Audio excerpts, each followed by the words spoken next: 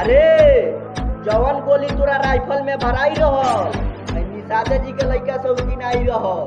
आज रंगबाज बनत रे बेटा, निषाद जी के नाम से इतिहास का लिखाई रहल।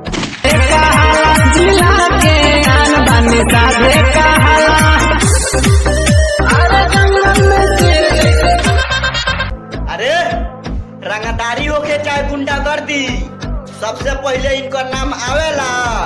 ऐसा ही इकरा के लोगवा प्रेमी निषाद कह के बुलावेला।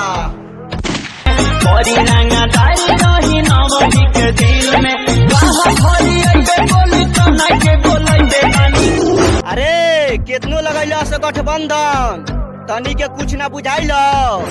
देख लो सरे बेटा, फिर से दोबारा मोदी के सरकार आइल, मारत मारत खाल खिंचा जाई। मोदी दिमाग लगाएगा, इंडिया